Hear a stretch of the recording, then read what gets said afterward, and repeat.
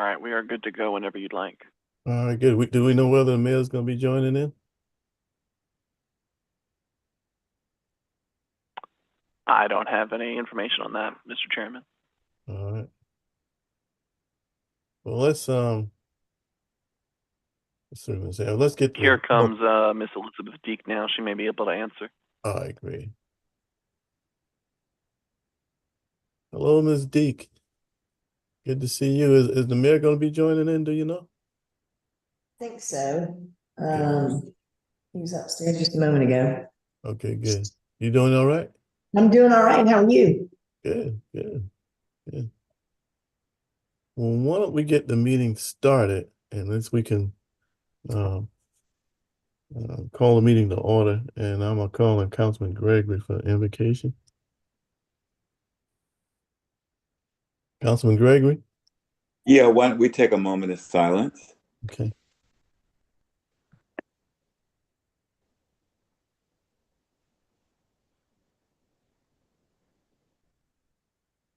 Amen.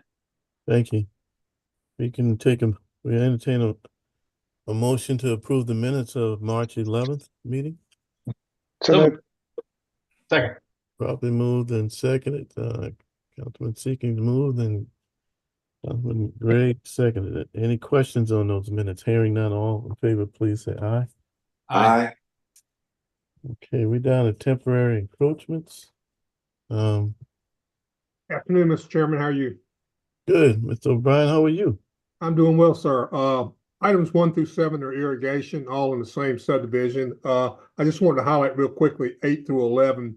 These are a series of paths and docks in the subdivision that we work with stormwater on to provide an amenity for the citizens in that area. And stormwater approved all of those. I worked with Mr. Fountain and his staff to make sure they all got it looked at and approved. So we are recommending that as an encroachment that would be allowed.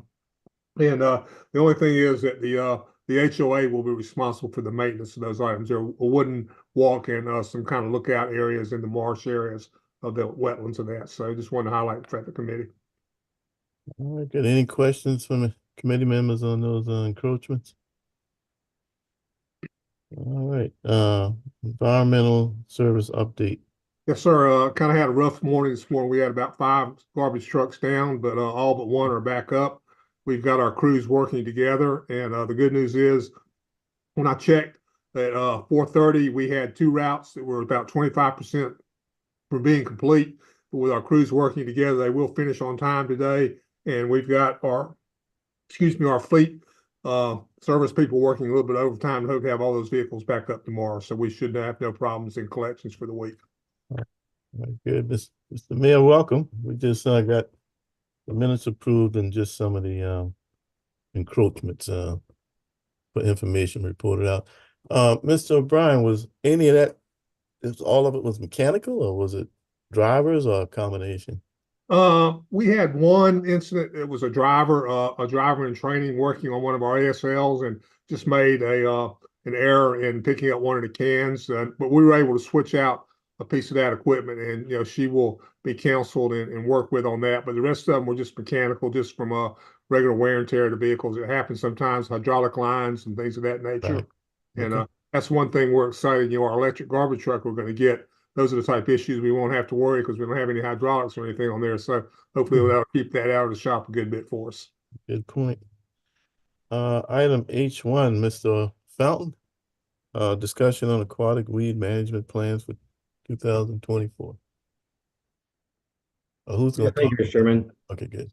Yep. So this item is just kind of a informational item for the committee that we have we had an RFP where we've received bids for aquatic weed management. We haven't had time yet to go through and review all of the proposals and verify them, but we won't have another Public Works Utilities meeting prior to the next Ways and Means item meeting, where this could be heard if the bids end up coming in an amount high enough that it needs to go back through the Ways and Means program. So we're just trying to kind of balance the new monthly agenda, with not slowing down contracts so we can get into spring spraying. This is basically the herbicide work. Generally it's herbicide, but some algicides and things as well for city maintained canals and a few of the major ponds.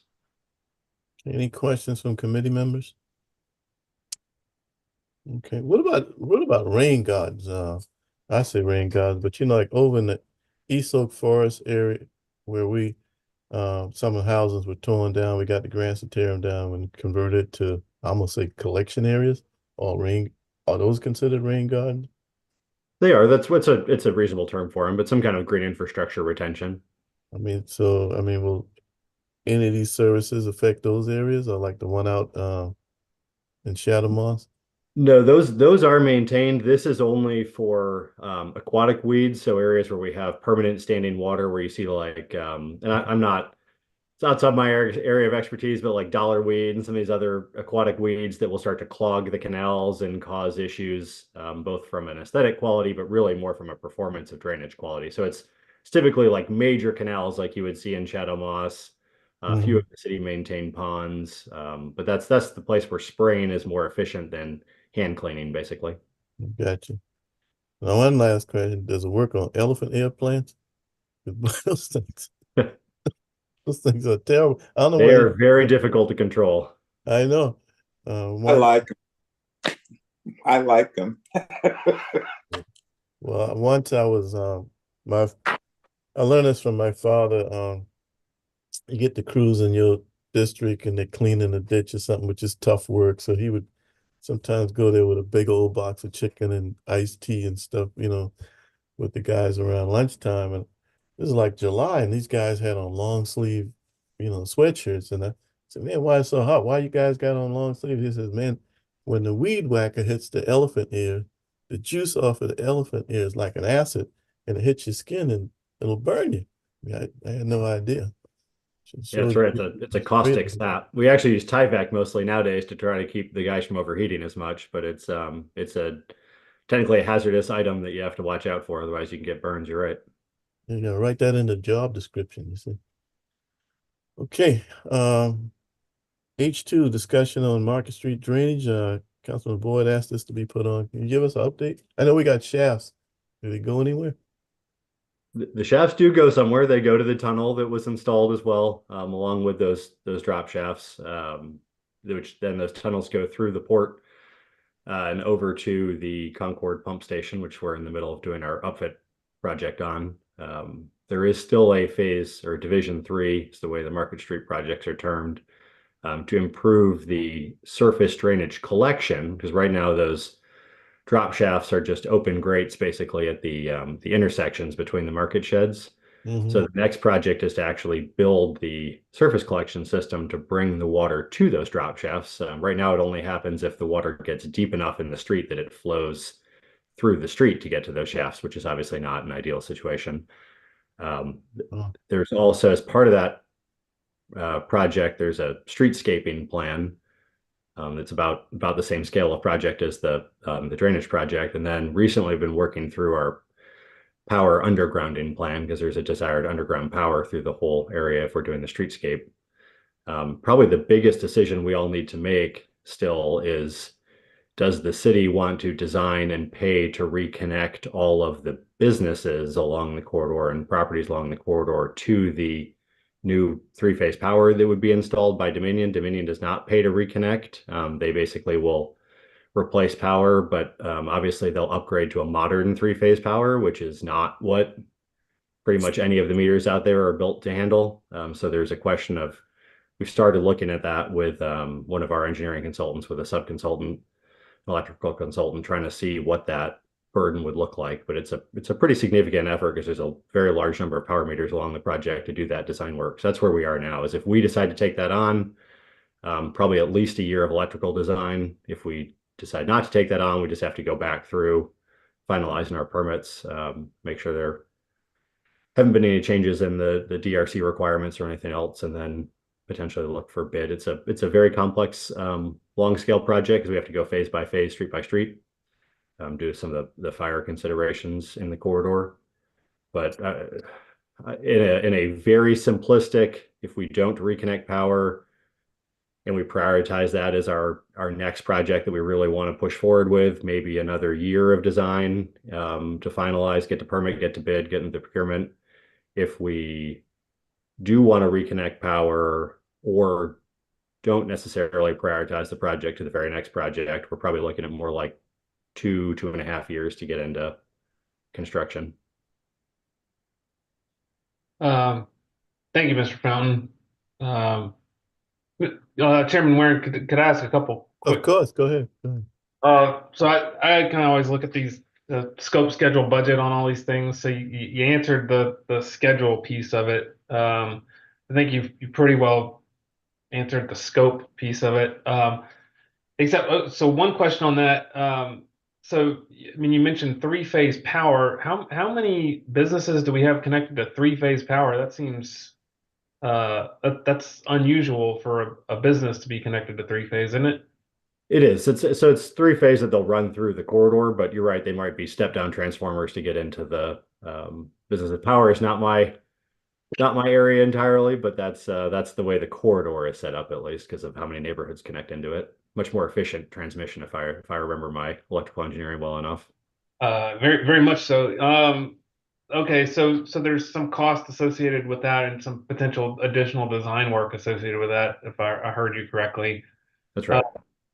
And then for the budget piece, so I mean, what have we projected for a possible budget for this project? And if you can break that down both with and without this power reconnection piece. Yeah, so the current budget does not envision the power reconnection. That's one of the things we're still looking at, other than from a design perspective. I think we had, I'll have to pull up the exact numbers, somewhere around $23 million for the surface drainage and another $12 million for the streetscaping work, the street finishing work. Were the estimates. And Matt, just again, on that side of things, the idea is to phase it. Like how long, again, I may have missed this, I think, but I mean, how long will Market Street, in essence, if you phase it, be torn up? Parts of it. Yeah, one block at a time. The expectation right now is about 3 years. So one year per block. So it's eight phases right now, Councilman, is the way it's set up to avoid the fire impacts. Oh my gosh. Okay. That's why that's part of the reason the cost is so high, is it's such the individual daily workload is not that high, but it is a very long phase and you can't mobilize your trades in one go. You've got to bring them in for each phase. So it's a pretty difficult project. Okay. It's the most difficult, easy project I've ever looked at. Well,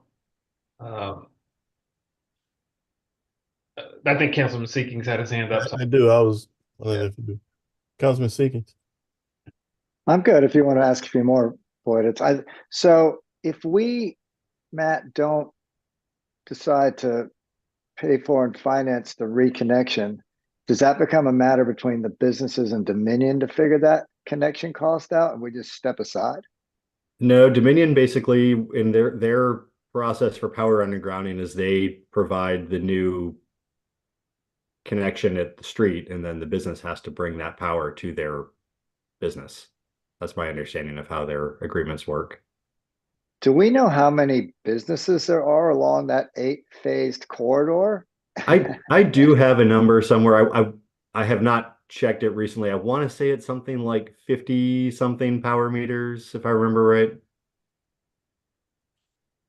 That's I mean, it's a logistics nightmare, that project, just for ingress and egress for all the businesses that are sitting there, and some that are coming, by the way. I mean, there's a lot of projects about to come online. There are.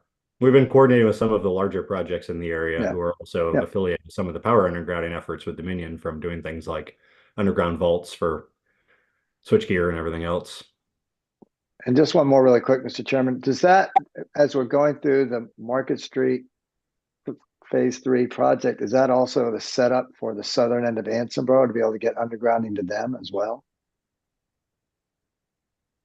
That's correct, Councilman.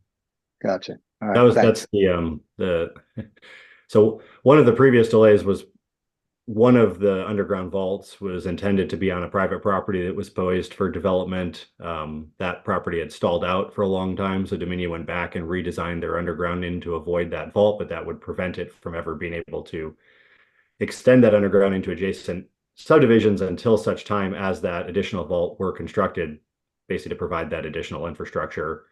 It's our understanding now that property is back into the development talks, and they are coordinating with Dominion on the plans to, again, continue with that infrastructure so that they could extend undergrounding further into the peninsula as well.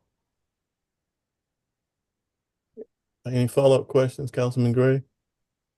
Yeah, thank you, Chairman Waring.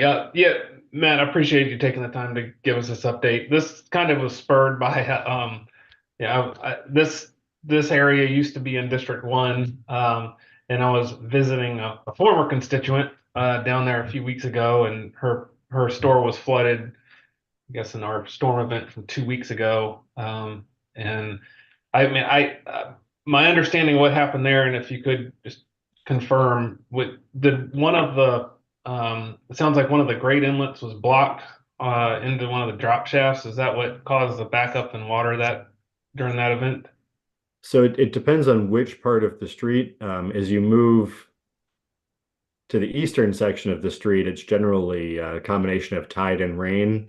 As you move from the east towards the west, that's where you get much more dependent on those grates. And if there is debris that gets onto the grates, they absolutely can clog, and that water level will come much higher because it is a single point of failure with the way those grates are set up. Okay. So we do still see tidal flooding. We do still see tidal only flooding or tidal rain-based flooding on that, especially on the east side, because we can't disconnect that tidal system until such time there is a surface connection system. But the western side, central side are mostly if those grates get clogged. So I appreciate that explanation. As we talked about the phasing, is the thought that you're going to start at the East Bay end or start at the Meeting Street end in the phasing? Most of the phasing starts at the eastern end, but it's the way the phasing is set up is really driven by the CWS system, because that's where all the challenge is with the valve set up for gravity sewer and water, obviously force main water. So the intersections have to stay open between phases to be able to reconnect those valves, and it is not an elegant looking phasing plan because of the way the utilities currently run through the corridor of trying to make them still work as we do the project and replace them. Okay. So really, it sounds like from our perspective, or from the city standpoint, we need to decide what we're going to do on the power reconnection to the businesses, and then I guess, you said this is the hardest easy project. This looks like a hard project. I mean, this is a very difficult project. Easy in the sense that it's installing linear drainage infrastructure, doing some utility relocates. Like nothing's easy in the civil world, but that sounds like a straightforward project until you break it into 8 phases and try to run a whole bunch of businesses at the same time as the project is going on. Yeah, nothing about this looks easy at all to me. So so it sounds like we got another year potentially to design, and lots of unforeseen conditions likely. That would be my guess. That is certainly the major. If you were having a risk register on the project, it's what's under the street that is certainly the unknown. We know it's old, and we know it's not going to be exactly what we think it is as we open everything up. All right. Well, I appreciate the update. Thank you. Just a quick question, Mr. Chairman. Yeah, Councilman Gregory. Yeah, Matt, you talked about the grates being clogged, and when the grates get clogged, they're clogged as a result of surface debris. Am I correct? That's correct. Is there something that we could do in addition to what we're already doing to combat that surface clogging? The main thing we do is generally try to get outreach to the market sheds and the businesses in the area to make sure they've secured any recycling materials or loose cardboard, but it can be palm fronds that come off of the palmettos and things. There's a lot of different items that can cause that clogging, and we don't have vortex boxes in on those drop shafts yet, so you can get like an air entrainment issue where you start to lose capacity depending on how the clogging sits. So I mean, they are absolutely better than nothing. It used to be you could kayak down the street regularly, and now generally once it's curb deep, it stops and it will start to get into those outfalls. The only other thing we can do is the Concord upfit project, which we're already underway on to get the that station operating more efficiently and a little bit better, but that won't solve the clogging. It just helps with the overall performance. Okay. So it sounds like it's the cost of doing business. It is a little bit. Last time the fire department was able to get out there with one of the high water vehicles and open up the clogged drains, that was very helpful, but it's hard to full-time monitor all of the inlets in the city. Thank you. Absolutely. All right. Any final comments on that one? H3, update on stormwater fees. This is one I asked to put on, Mr. Mayor and council members. This goes back to a conversation. How long have you been with the city, Mr. Fountain? 4 years? About 5 years, Mr. Chairman. About 5 years. Okay. This conversation came up. So it must have been 6 years ago because Ms. Cabanis was actually in Mr. Fountain's position. We knowingly have people every month sit down with their water bills and subtract out the stormwater fee and pay the difference. None of my businesses. CPW, being on that board, I became familiar with that, so I brought it to the Public Works Committee meeting about 6 years ago. So we've known about this reduction in a fee that the city's entitled to, that stormwater fee body of legislation passed 20 years ago. According to fast forwarding, I think we had, is it Wolpert, Mr. Fountain, that consultant that studied this. One of the things we talked about, some cities put it on the property tax bill.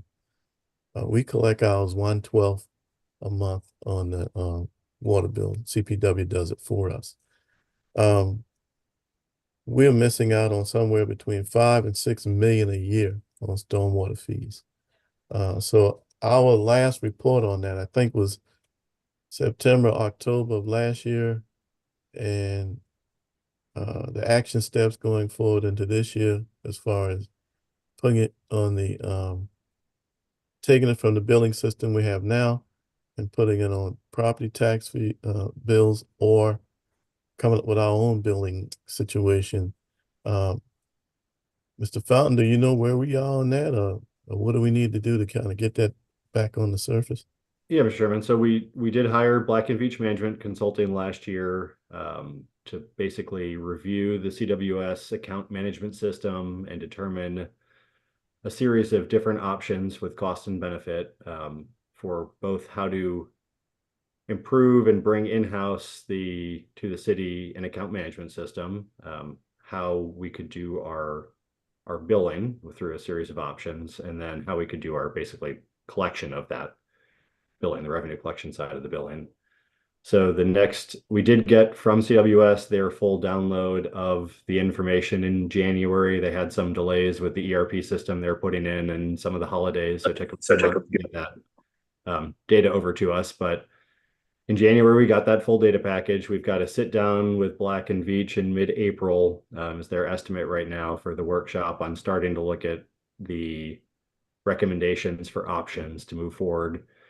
The intent is to have a good summary to bring back to council or to committee this year, with the intent of selecting an option by the end of this year, so that we can implement in 2025. Because if we do decide to go to a tax bill or some kind of other kind of annual bill, we'd obviously need to, well, I would recommend we stop billing as of January, because obviously taxes and things are billed in arrears for 12 months. And it would be a challenging conversation of, if you were to continue to bill month to month, have a tax bill 1 year that was then only a portion of the year's bill, and then the next year's bill would look like a massive increase, even though it would actually be the same amount of money. It would have just been shifted from monthly billing to tax bill billing. So the amount of money they're still on schedule to have that, be able to implement that this year if we choose to do that.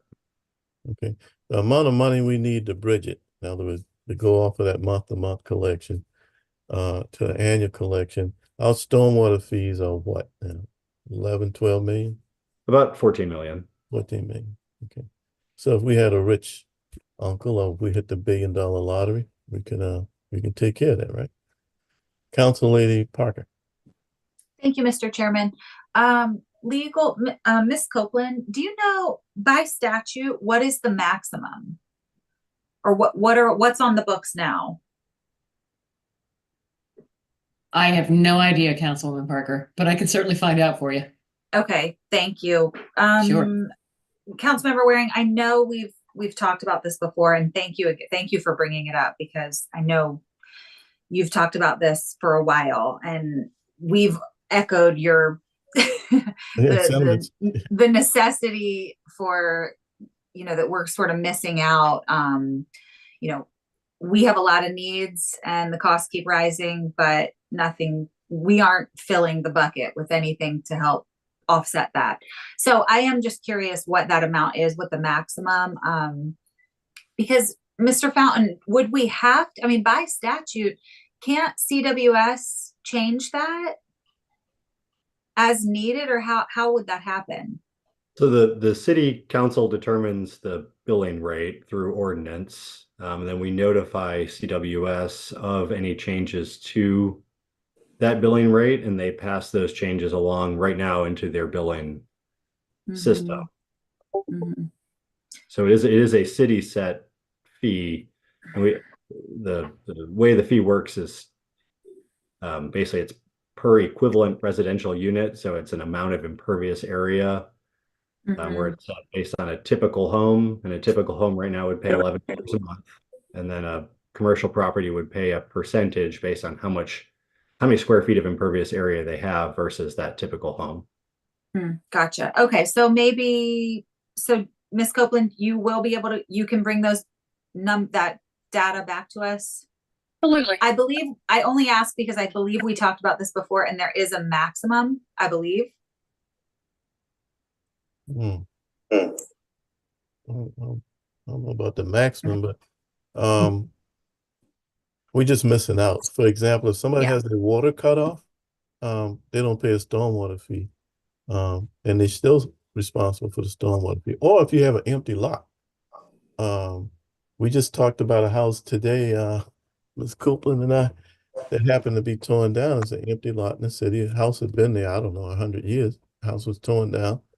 There's no stormwater fee being paid on that because there's no water meter. Councilman Gregory. Well, first, let me finish. Ms. Parker, are you finished? And then I'll go to Councilman Gregory. Okay, great. Councilman Gregory. Yeah, if we're talking about commercial, in some cases, a lot of this is commercial. Yeah, primarily the ones that's not paying. Yeah. Right. And they have to come to us for business licenses. Is there a way that we can tie the arrearages to the business license qualifications? See, I think it's two things. The ongoing collection, which is the big deal, and then going back after, I use this term deadbeat dads, but we got deadbeat drainage people out here, so you're going to get the arrearages is a second step. But Mr. Fountain, you want to, maybe I cut across you. You want to comment on that? Councilman? It may be a Julia question. Oh, okay, Ms. Copeland. Can we tie the arrearages to any licensing that, not just business, any of them? They're going to need to get a commit to do this, to build or whatever, and there are some arrearages. Can we tie it to any of that? I have a feeling just with the stormwater maintenance fee, it has to be collected in a separate way. But again, I'm going to have to look into that for you guys. I don't have an answer to that question. I don't want to guess. Right. Okay. Thank you. That's a good thought, though. Ms. Parker, you still have your hand up. You had a question? Okay, good. All right. Sorry, I don't, but okay. I guess just to follow up, I don't want to keep pushing this to the next year. So maybe if we get some answers on the exact numbers, and then the committee can take action if necessary. Yeah, I agree. One of the things I hope won't happen is because of the bridging, the 14 million we need is a lump sum. to go to the annual purchase. If we don't have that, then we push it another year off, or another 2. That's what's been happening. And hypothetically, and this is, I guess this is a Ms. Wharton question, Sheila. And if we were to, can some of the ARPA money that we have assigned or pigeonholed for a project or two, if somehow some of those projects don't come off or happen, can we use ARPA money to bridge for that 12-month period of time? And I guess that's a Ms. Copeland and Wharton question, but it'd be interesting to see if we could take 14 million if we have some monies or some monies from ARPA money to put towards this bridging, so we can go towards an annual billing like some cities have done to increase the effectiveness of getting those dollars. Because we get those dollars, we can do a whole lot more. The part that prompted this, Mr. Mayor, was obviously the Peach Street street project, which 250,000, and I think all council members know these small projects deliver a big bang into these neighborhoods because it helps people with, where they sleep at night. But we only got $1 million for a small project. Thanks to Mr. Fountain, we had no small projects before he came, and I think it started at maybe 500,000, and now we're up to $1 million or whatever. But can you imagine if we had 3 or 4 million, what we could do? Councilman Gregory, I see your hand up. Yeah. Are we saying that we have been working on this for some time? We have, yeah. And I mean, if we're at 5 million, and let's say it's 5 years, that's $30 million, potentially 6 years that we've been aware of this. Okay. And we're finally looking into it. Can we get any of that back stuff? Well, that's where the legal minds come in. I don't know. You got the what do you call it? Statute of limitations, but I don't know if that applies to a fee. So, because that's considerable. That's considerable amount of money that's out there. Especially if, well, you've been talking about this for years. So yeah, I had black hair when we first started talking. I remember. Mine was too. I just want to know whether or not we can recoup, over the last 5 or 6 years, or how many years this has been going on, any of that money. That's also exciting, that part, but the 5-6 million, I know interest rates, hopefully Federal Reserve Board holds to their word, will be coming down in the second half of the year. Mr. Fountain, if you had hypothetically $6 million, how much could you bond with that for future projects? So bonding would be based on a sustainable source of revenue. Right. If you were bonding off a revenue source of $6 million over 30 years, you'd be looking at 180 million. So maybe, well, at previous interest rates, 90 million, current interest rates, I don't know, Amy would have a better number than me, 60 million, something like that. A lot of money that can get a lot of projects done. So that's, as we say, found money. All right. Thank you, Mr. Fountain. Anybody else, any comments on that one? Thank you for that, bringing that information, Mr. Fountain, and being on the spot for us like that. I mean, you don't know what questions are going to be coming at you. Signage, Councilman Dudley Gregory. Yeah, this is a follow-up to, again, something that you, Mr. Chairman, we've been talking about for quite some time. And I think you just used the Peachtree Street small project as an example. I really think that we need to put signage up. Now, I know on the bigger projects, we have the signs.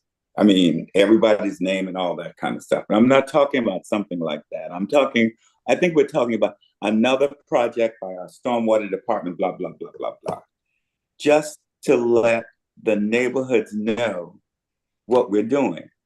There was a lot of PR on the small Peachtree project, more than I've ever seen in quite some time. But I do think that we need to have something that would have a presence until the project is completed. And my suggestion is that we ask our sign department, because we have a department that does signage, to perhaps come up with some ideas on how we could, for our smaller projects, let these neighborhoods know who's doing it. Well, obviously, I couldn't agree more. That's a motion. Well, that's properly moved, and we have a second to his motion. We continue discussion. Could you repeat the motion one more time? Yeah. The motion is that for our small projects, okay, just as we do for the large projects, that we place signage letting the neighborhoods know, one, that the project is going on, and it's going on by the city of Charleston.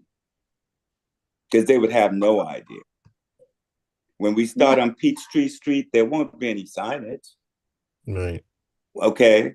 They can think it's the county, they can think it's the state, they can think it's anybody. I just think it's time for us to start, especially on our small projects, to let those neighborhoods know another project by the city of Charleston to do X, Y, Z.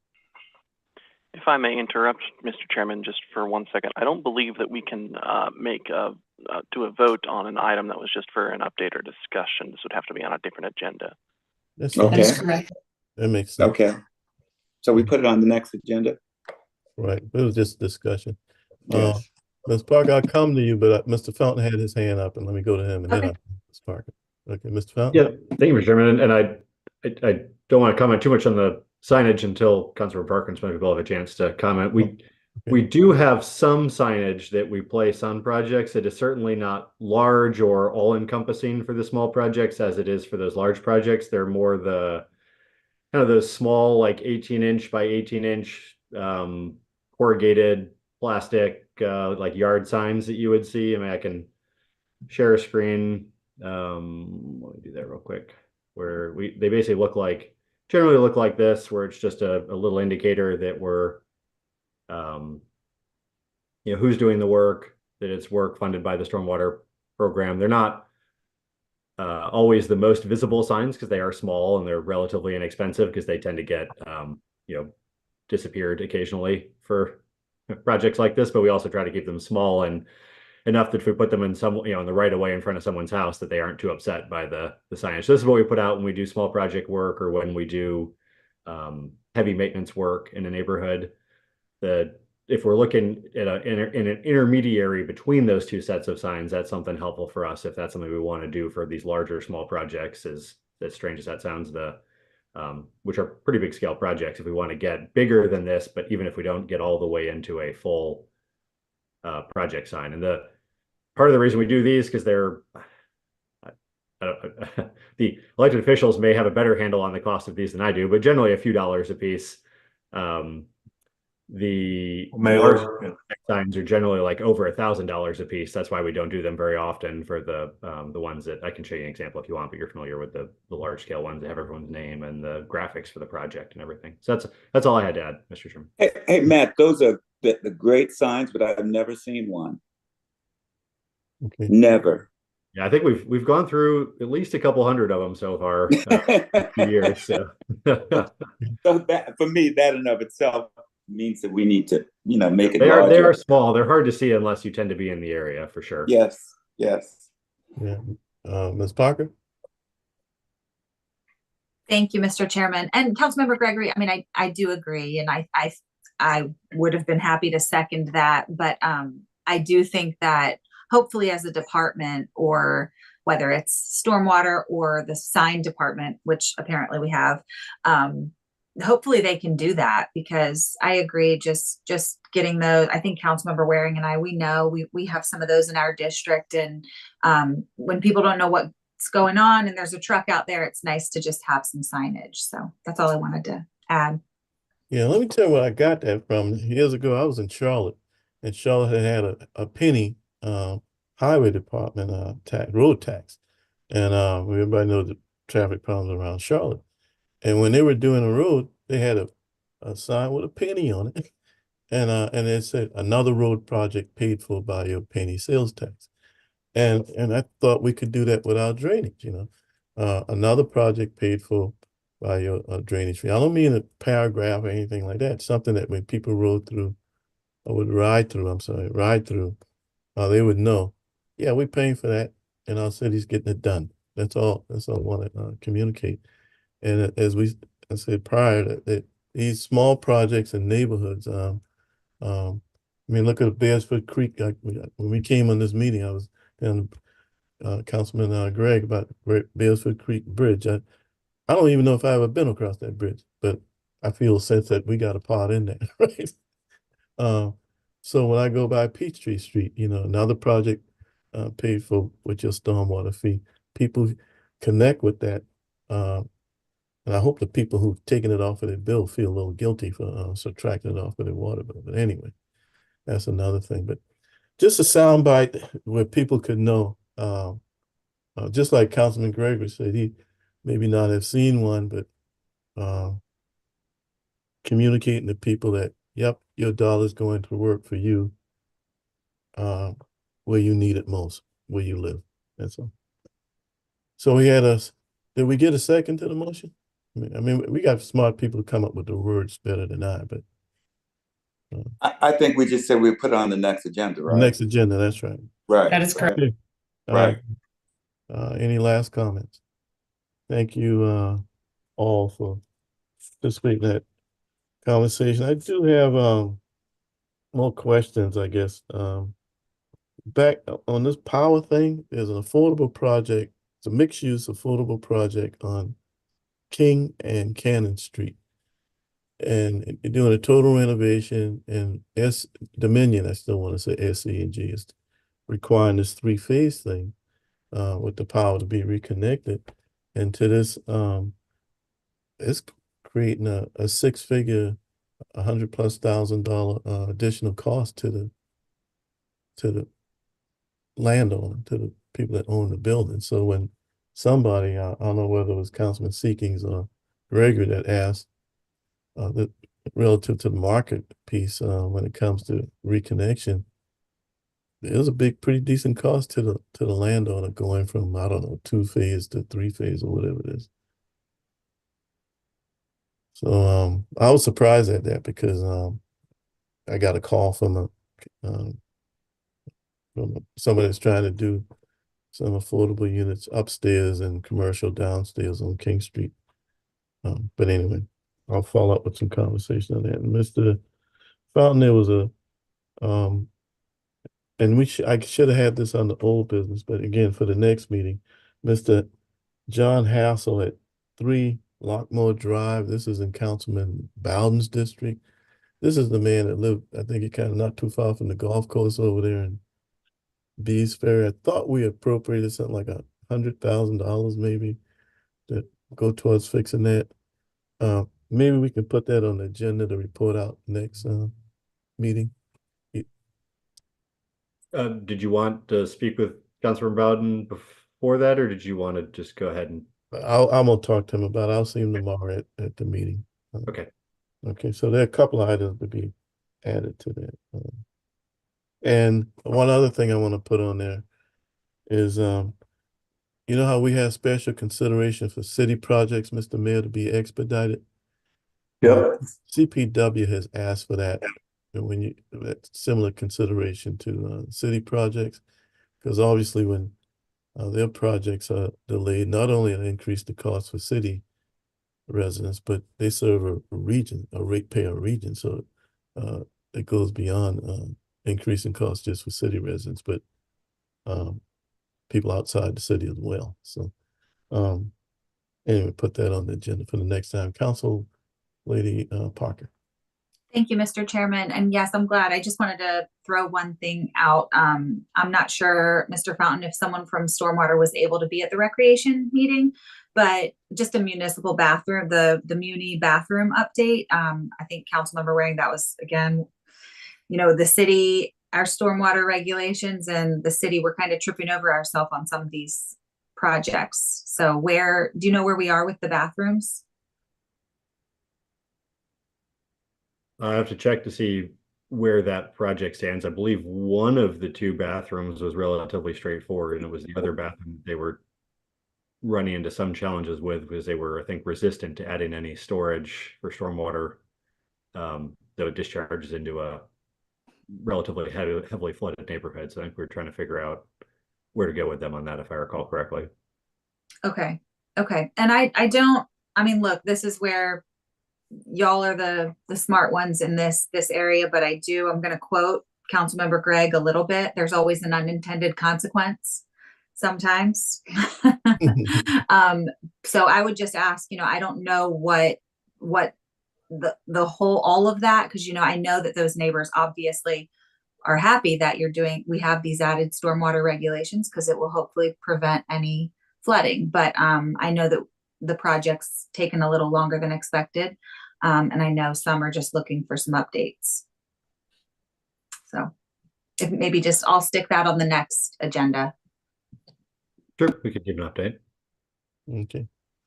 With that, that's the end of items on the agenda and then some. So, any final comments? Well, by acclamation, we stand adjourned. Look forward to seeing every one of y'all tomorrow. See you tomorrow. Thanks, guys.